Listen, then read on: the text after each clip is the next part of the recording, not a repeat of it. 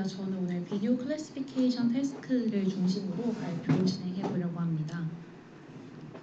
우선 비디오라는 데이터에 대해서 조금 안 친숙하신 분들도 있으실까봐 비디오 데이터랑 비디오 태스크들에 대해서 전반적으로 좀 설명을 한 다음에 들어가려고 하는데요. 우선 비디오 데이터 같은 경우에는 기존의 어떤 시각적인 모달리티만 가지는 이미지와 달리 2개 이상의 멀티 모달리티를 갖는 데이터라는 특성이 있습니다.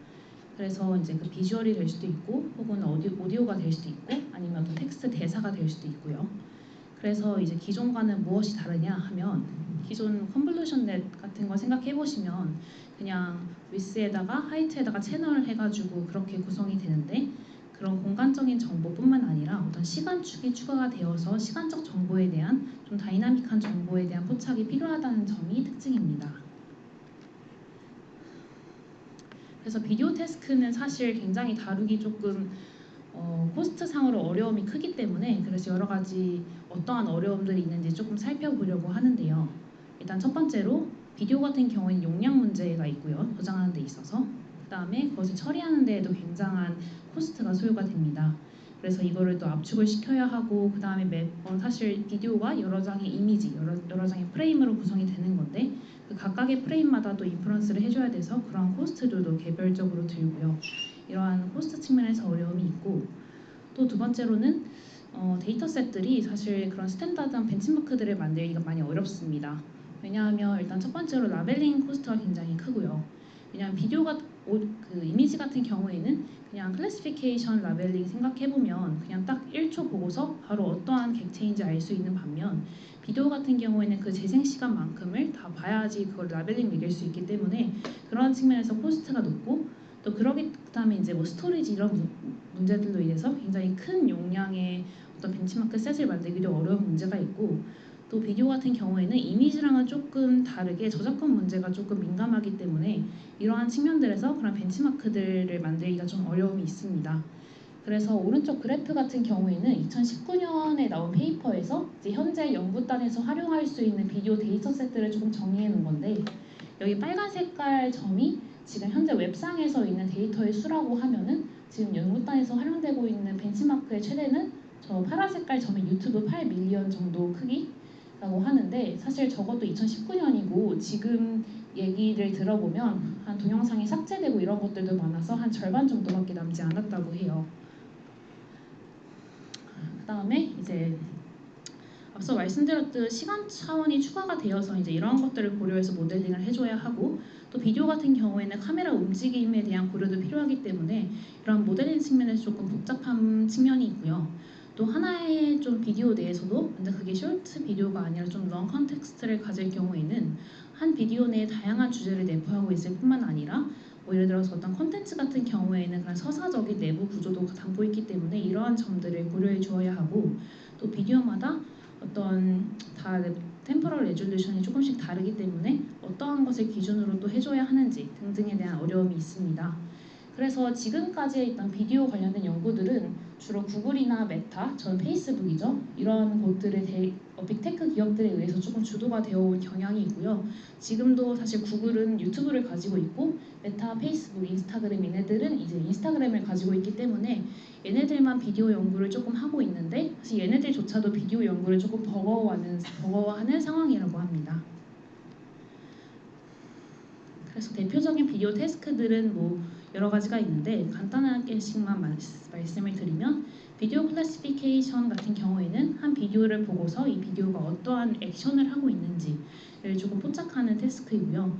비디오 리트리버는 우리가 검색창에 뭐 농구하는 사람 이런 것들을 쳤을 때 그 텍스트에 알맞는 비디오를 찾아다 주는 것 그런 태스크를 의미하고 비디오 레커멘데이션은 유튜브 생각하시면 좋을 것 같고요. 그다음에 비디오 QA는 딱 비디오를 보고 어떤 텍스트 질문을 던졌을 때 이에 대한 앤서를 잘 하는 거를 물어보는데 이제 보통 이미지랑 조금 다른 점은 어떤 비디오 같은 경우에는 그 답의 그 클류가 될 수 있는 단서들이 오디오일 수도 있고 대사일 수도 있고 혹은 이런 장면의 그런 공간적인 거에서 클류가 올 수도 있기 때문에 이제 그런 측면에서 조금 어려움이 더 이미지보다 크고요. 그다음에 비디오 프레딕션이나 제너레이션은 어떠한 이미지를 인풋으로 비디오를 인풋으로 주었을 때 그 다음에 어떤 장면이 펼쳐질 것인가를 예측하는 건데 예를 들어서 뭐 유리잔이 여기서부터 여기까지만 떨어지고 있는 비디오를 줬다고 하면 당연히 사람은 얘가 이제 쨍그랑 깨지겠구나라고 그 다음 모션을 예측할 수 있는데 이런 것들을 이제 예측을 할 수 있는지를 좀 평가하는 것이고 그 뒤에 같은 경우에는 이제 비디오 압축 기술 관련하여서 사람이 볼 때는 똑같은 비디오인데 이거를 최대한 적은 용량으로 압축시킬 수 있는 이제 그런 쪽의 연구들이 있습니다. 그래서 이제 오늘은 비디오 클래시피케이션만 조금 이제 가장 기초적으로 다뤄보려고 하는데 비디오 클래시피케이션이라고 하면 앞서 말씀드렸듯 이제 해당 비디오 안에 있는 객체가 어떠한 액션을 하고 있는지를 맞추는 태스크입니다. 그래서 이미지 같은 경우에는 보통 이제 어떠한 객체가 있는지를 포착하는 것이었다면 여기는 객체 플러스 이제 그 객체의 행동까지 조금 같이 포착을 하여야 하는 그런 점에서 차이가 있습니다. 그래서 이 비디오 클래시피케이션의 큰 백본이 되는 아키텍처가 좀 크게 한 4가지 흐름 정도가 있어요. 그래서 앞서 이 2가지 같은 경우에는 그냥 무식하게 비디오에서 몇 가지 프레임 뽑아가지고 그냥 CNN 돌린 거고 그 다음부터 이제 조금 유의미한 흐름들인데 이제 이거를 투 스트림으로 가져가는 흐름이 있고 뒤에는 이제 컨볼루션 넷인데 3D 컨볼루션 넷을 활용하는 경향이 있고 또 이제 어쨌든 이게 어떤 템포럴한 정보를 담아야 하기 때문에 뭔가 RNN이나 LSTM 같은 그런 계열의 모델들을 활용하는 이제 또 그런 축이 있고 또 현재 같은 경우에는 아무래도 트랜스포머 베이스로 많이 되고 있습니다 연구들이. 그래서 간단하게 투 스트림부터 조금 살펴보려고 하는데요. 네, 투 스트림 어프로치 같은 경우에는 일단 사실 이 한 단락 안에도 굉장히 많은 좀 베리에이션이 있는 그런 모델들 후속 연구들이 굉장히 많은데 저는 제일 처음에 이제 제안됐던 모델들 기준으로 설명을 조금 드릴게요. 그래서 투 스트림 어프로치 같은 경우에는 기본 아이디어는 공간적인 어피어런스와 그다음에 어떤 동작을 하는 그런 모션을 조금 분리해서 학습을 시키자라는 아이디어입니다. 그래서 먼저 이렇게 스페이셜 스트림이랑 아래 템포럴 스트림 2가지 스트림으로 구성이 된다고 해서 투 스트림인데요. 일단 첫 번째로 인풋 비디오에서 이제 싱글 프레임 딱 그냥 중간에 아무 프레임이나 하나 딱 뽑아가지고 걔를 스페이셜 스트림 컨볼루션 넷에다가 넣게 됩니다. 위쪽 컨볼루션 넷은 그냥 우리가 일반적으로 알고 있는 그냥 그런 컨볼루션 넷이라고 생각하시면 되고요. 아래쪽이 조금 다른데 아래 같은 경우에는 이제 이미지 인풋 비디오에서 여러 가지 프레임을 뽑아서 그 프레임마다 옵티컬 플로우라는 걸 미리 계산을 해둬서 이제 그것들을 반영을 해가지고 걔네들의 컨볼루션 넷을 돌리는 건데 옵티컬 플로우 같은 경우에는 쉽게 말하면 한 물체가 있으면 얘가 다음에 어느 방향, 어느 벡터 방향으로 뭔가 움직일지를 미리 다 계산을 해놓은 알고리즘에 의해서 계산을 해놓은 벡터 스페이스라고 해요. 해서 그런 거를 돌리는 거고 그래서 각 스트림마다 결과값이 나오게 되면 그걸 스코어 베이스로 퓨전을 하는 해서 그렇게 클래시파이를 하게 되는 그런 모델입니다. 그래서 이 모델 같은 경우에는 어떤 한계점들이 있냐 하면 당연히 싱글 프레임 혹은 이제 뒤에 후속 연구들 같은 경우에는 그래서 뭐 몇 가지 프레임을 뭐 더 추출을 해가지고 쓰는 모델들도 있는데 아무래도 몇 가지 사진들만 사용을 하기 때문에 조금 다른 어떤 좀큰 쇼트 비디오가 아닌 이상 아무래도 정보 손실이 있을 수밖에 없고 그 다음에 앞서 말씀드렸듯이 이제 여기 템포럴 스트림에서 옵티컬 플로우라는 걸 활용한다고 했는데 옵티컬 플로우가 미리 다 알고리즘에 의해서 계산을 해둬서 일단 저장을 미리 해둬야 돼요. 그래서 아무래도 스토리지 코스트가 엄청 크겠죠. 그런 문제들이 있었고 그 다음에 이제 각각의 스트림이 개별적으로 학습돼서 마지막에 퓨전해야 되기 때문에 엔드-투-엔드 트레이닝이 안 된다는 점 그래서 이러한 한계점들이 있었고 아래 사진 같은 경우에는 이제 첫 번째 문제에 대한 좀 예시인데요. 이거를 First Level Assignment Problem이라고 하던데 지금 그냥 하나의 원래는 멀리 뛰기를 하는 숏 비디오인데 사실 이 프레임이 뽑혀질 경우에는 얘가 이걸 러닝하고 있다고 학습할 수도 있고 그냥 저쪽 프레임이 될 경우에는 이게 롱점프 하고 있다고 이제 학습이 되겠죠. 근데 이제 어떤 프레임이 뽑히냐에 따라서 좀 잘못된 학습이 이루어질 수 있다. 뭐 이런 문제점을 보여줄 수 있는 예시 이미지고요. 네, 그래서 이제 이거를 이제 구글 쪽에서 한창 2014년 이쪽쯤에 하고 있었어요. 하고 있었고 이제 메타 쪽은 다른 접근 방법을 조금 하고 있었는데 이제 컨볼루션 넷인데 3D 컨볼루션 넷을 활용해서 조금 비디오 클래시피케이션을 하는 연구들을 하고 있었습니다. 그래서 3D 컨볼루션은 기존 2D랑 뭐가 다르냐 하면 왼쪽이 일반적으로 저희가 알고 있는 2D 그 리셉티브 필터죠. 그 다음에 3D 같은 경우에는 이제 저기 랭스가 추가되는데 랭스가 뭐냐고 하면은 이제 어쨌든 간에 전체 비디오를 다 가져올 수가 없기 때문에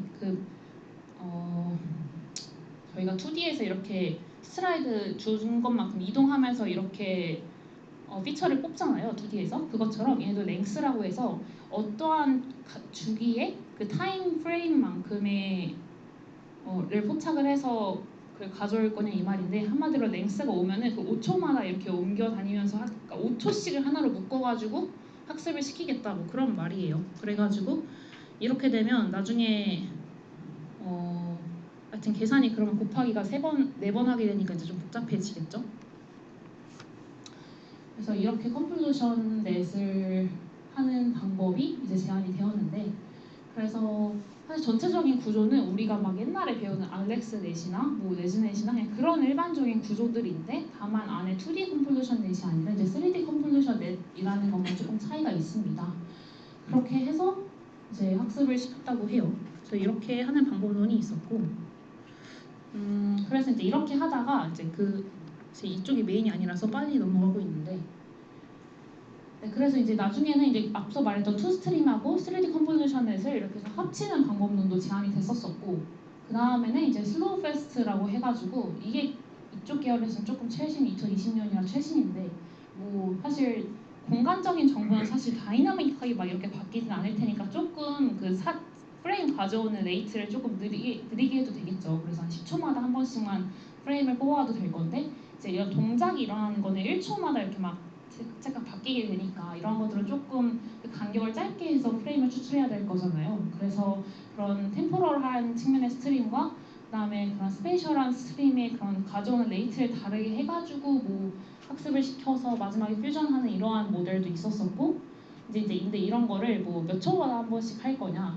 정확히 뭐 채널 사이즈는 어떻게 하고 이렇게 할 거냐 이런 것들을 슬로우 패스트에서 연구자들이 다 하이퍼 파라미터 튜닝을 했었었는데 이제 그런 것들을 오토ML 마냥 그냥 다 모델한테 던져주고 모델이 알아서 찾게 하자. 뭐 그래서 이런 X3D 같은 모델도 제안이 되었었어요. 그랬었는데 이제 여기까지가 한 2020년 정도까지의 연구 흐름이고 2021년에 이제 가운데 이제 아래는 쪽도 있는데 거기는 조금 마이너해서 생략을 하고요. 이제 2021년에 VIT가 나왔죠. VIT가 나오면서 조금 흐름이 많이 바뀌게 됩니다. 그래서 오늘 메인으로 할 친구는 이제 비빗이라고 해가지고 비디오 비전 트랜스포머라는 논문을 조금 메인으로 다뤄보려고 하는데 얘는 2021년 CVPR 게재된 논문이고 인용수는 1547 정도 됩니다. 사실 대단히 복잡한 건 없고요. 일단 2021년에 처음으로 이제 이미지의 트랜스포머 아이디어를 직관적으로 적용을 잘 시킨 비전 트랜스포머가 등장을 했죠. 그래서 이제 내용은 다들 알고 계실 거니까 설명을 하진 않을게요. 그래서 이제 이거를 비디오에도 접목을 시켜보자라는 아이디어에서 출발을 했고요. 그래서 이 비빗이라는 모델에서 크게 어떤 4가지의 모델을 제시를 해요. 조금씩 이제 베리에이션이 있는 4가지 모델을 제시를 하는데 그래서 그것들을 하나씩 조금 설명을 드리려고 하는데요. 일단 첫 번째 모델 같은 경우에는 이제 가장 직관적이고 조금 무식한 방법이에요. 그래서 얘 같은 경우에는 저희가 아까 클래시피케이션도 제일 처음에는 그냥 그 중에 하나만 추출해가지고 냈다 2D 컴포지션 돌렸다고 했는데 얘도 마찬가지로 비디오에서 몇 개의 이제 프레임들을 추출을 해가지고 얘네들을 우리 일반적인 VIT를 그냥 뒤에 돌려버린 거예요. 그냥 다 이미 스패치로 분할해가지고 다 포지션을 임베딩 시켜서 이제 마지막에 클래시피케이션 하는 식으로 해가지고 돌렸더니 그렇게 하는 방식의 모델이었고 사실 앞에 VIT랑 크게 다를 게 없죠. 그래서 이제 얘 같은 경우는 이제 다들 생각해보시면 알겠지만 굉장한 컴퓨테이셔널 오버헤드가 발생한다고 합니다. 그래서 이제 계산 복잡도가 n의 6제곱이나 된다고 해요. 그래서 이제 이런 것도 해봤더니 그러니까 이 논문이 어떻게 시작을 하냐면 이렇게 단순하게 해봤더니 아 진짜 계산 복잡도가 너무 엄청나더라. 그래서 이거를 개선할 수 있는 좀 효율적인 모델을 우리가 만들었다라는 문제 의식에서 시작을 하는데, 그래서 이제 그런 문제를 해결하기 위해서 여러 가지 시도들을 조금 해봐요. 그래서 이제 앞선 첫 번째 모델 같은 경우에는 원래 비디오에서 막 프레임을 그냥 그걸 다 프레임을 가져왔었다면 이거를 좀 주기를 좀 크게 띄워놓고서 띄엄띄엄 이렇게 홀수 번째만 가져온다든지 짝수 번째만 가져온다든지 이런 식으로 프레임을 샘플링하는 방법도 가볍게 해보고, 또는 아래 같은 경우는 튜블렛 인베딩이라고 해가지고 이거를 원래는 저 개별 프레임에 개별 패치마다가 다 하나의 토큰으로 들어갔었는데, 그게 아니라 이제 같은 위치에 있는 그 프레임 5장의 그 패치들을 그냥 묶어서 싹 하나의 토큰으로 만들어 버리는, 그렇다 보니까 이제 토큰이 조금 줄어들 수는 있겠죠. 그래서 이런 식으로 했다고 하는데, 그냥 이런 것들을 했었다라는 건데 얘도 막 크게 엄청 달라지진 않았었고 조금 더 개선되는 수준이었고, 그럼 이제 그 다음에 아키텍처 측면에서 어떤 또 발전이 있었냐 하면 이제 모델 2로 팩토라이즈드 인코더라는 거를 제시를 해요. 그래서 보통 비빅이라고 하면은 이 두 번째 모델을 많이 말한다고 하는데, 얘 같은 경우는 이제 골자가 되는 아이디어는 이제 비디오에 대한 스페이셜한 정보를 뽑아내는 인코더와 그걸 먼저 수행한 다음에 템포럴 인코딩을 수행을 해서 이제 순차적으로 인베딩을 시킨다라는 아이디어에서 출발을 하는데요. 그래서 일단 첫 번째 같은 경우에는 일단 기존처럼 여기서 원래 비디오에서 이미지를 추출을 해가지고 걔네 그냥 일반적인 VIT를 돌립니다. 근데 이제 시간적인 것을 고려 안 하고 그냥 딱 스페이셜한 그 이미지 기준으로 걔네들을 먼저 인베딩 시킨 다음에 저희 VIT 하면은 항상 CLS 토큰이 같이 나오잖아요. 그래서 그 토큰을 받아가지고 윗단의 템포럴한 인코더에서 또 한 번 더 인베딩하는 작업을 거친다고 합니다. 그래서 그걸 그렇게 순차적으로 인베딩이 끝난 애들을 가지고 이제 MLP 태워서 이거를 클래시파이 한다고 하는데, 이렇게 했더니 이제 컴플렉시티가 아까는 n의 6승이었는데 지금은 n의 4승으로 이렇게 줄었다고 합니다. 그런다. 네. 그랬고, 그 밖에 이제 다른 방법론들도 좀 제안을 같이 했는데, 세 번째 같은 경우에는 팩토라이즈 셀프 어텐션이라고 해가지고 아까랑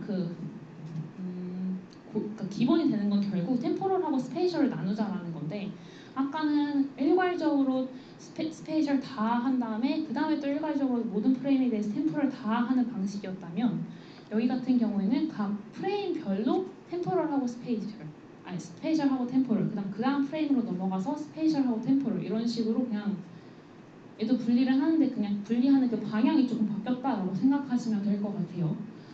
근데 얘 같은 경우는 이렇게 레이어 각각 따로따로 하다 보면은 CLS 토큰을 써먹기가 조금 애매해졌잖아요. 그래서 여기서는 CLS 토큰을 활용하지는 않았는데 이제 그게 조금 한계점이라고 합니다. 그 다음에 이제 마지막으로 네 번째로 말을 했던 게 이제 다 프로덕트 어텐션이라는 모델인데, 얘 같은 경우는 이제 아무래도 멀티헤드 어텐션을 수행을 하니까 이제 헤드가 여러 가지가 나오잖아요. 그래서 이제 그거를 그 헤드들 중에서 몇 개는 스페이셜 정보를 계산하는 데만 쓰고, 그다음에 나머지 몇 개는 템포럴한 정보를 계산하는 데만 쓰고, 이런 식으로 좀 분리해서 연산한 다음에 마지막에 콘캣하는 식으로 이제 분류를 했다고 합니다. 그래서 세부 식들은 안 가져왔고 그냥 좀 큼직큼직한 아키텍처 위주로 가져왔는데요. 그래서 이러한 네 가지 큰 모델을 이제 짜놓고서 이제 한번 실험을 돌려봤더니, 일단 아래에 먼저 말씀을 드리면 이제 모델 1, 2, 3, 4가 있으면 사실 성능이 제일 좋았던 거는 제일 첫 번째 모델이었다고 해요. 정말 비디오마다 모든 프레임마다 다 그냥 VIT를 싹 다 돌린. 그렇다 보니까 아무래도 성능은 80.0으로 제일 좋은데 런타임이 다른 애들에 비해서 막 2배, 2.5배 막 이러죠. 근데 이제 좀 효율적인 모델을 찾아보자 했더니 모델 2가 사실 성능도 좋으면서 런타임도 넷 중에는 제일 짧은, 그래서 가장 효율적인 모델도 이제 보였다고 합니다. 그래서 이제 보통 이 논문을 얘기하면 모델 2를 많이 생각을 하는 것 같고요. 네, 그 다음에 이제 얘 같은 경우는 앞서 말씀하시면서 들었겠지만 아까 스페이셜하고 템포럴하고 이렇게 스트림을 나누는 과정에서 사실 스페이셜은 그냥 일반 VIT를 막 그냥 가져오는 경우가 많아요. 그렇다 보니까 그 VIT를 처음부터 학습시키는 게 아니라 이미 이제 큰 이미지 셋 같은 걸로 미리 한번 프리트레인이 된 애들을 많이 가져온다고 해요.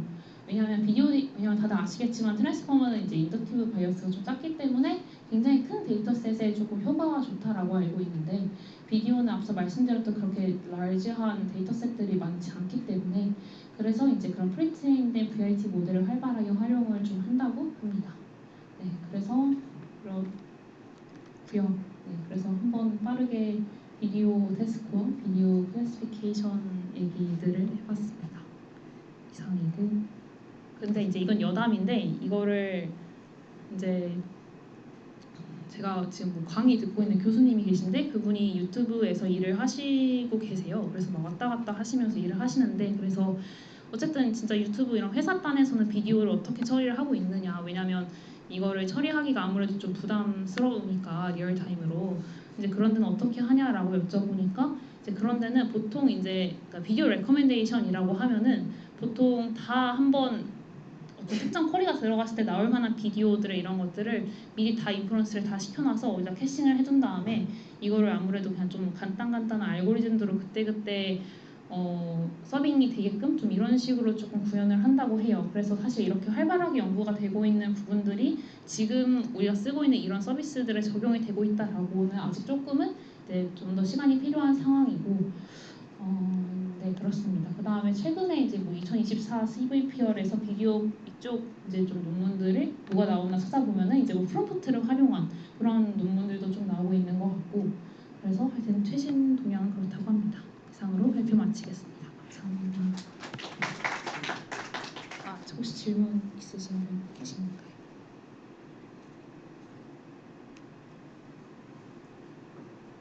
네, 없으시면 여기까지 하겠습니다.